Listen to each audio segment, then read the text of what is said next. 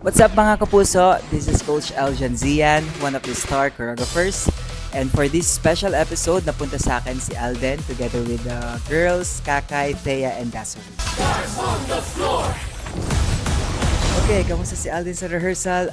Magaan siya katrabaho. Fun fact, katrabaho ko na siya before pa lang sa industry. So, natuturuan ko na siya for, I don't know, I don't remember na, basta years na din yon. Pero ngayon nagbabalik siya. Nagbabalik kami dalawa.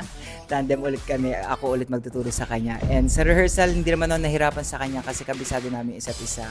And ang naging challenge lang sa kanya ngayon is yung timing niya.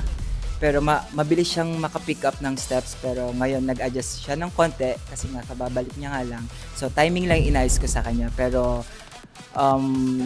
as of now, after ng rehearsal namin, perfect naman nila yung prod nila.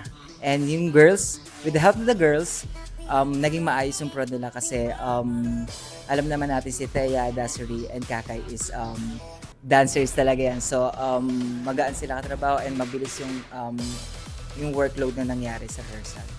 So, ang dance style na napunta sa amin is open choreography. So, it's open style. And yung treatment dito, yung concept namin is Top Gun. So, Top Gun, yung movie. So, that's our concept for this episode, for this project. Ang napansin ko lang struggle niya is yun nga, yung isa, yung timing. Pero isang move na tinuro ko sa kanya, medyo nag-struggle siya, is yung knee turn sa floor.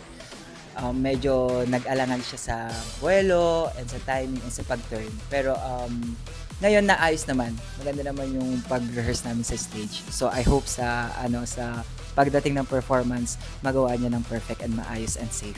So mga kapuso, kung na-miss niyo sumayaw si Alden, eto na yung chance niyo parang panoorin siya ulit na humataw sa Stars on the Floor kasi marami siyang bagong ipapakita ngayon. Again, this is Coach Eljan, one of the star choreographers. See you sa Stars on the Floor. See ya! Stars on the Floor!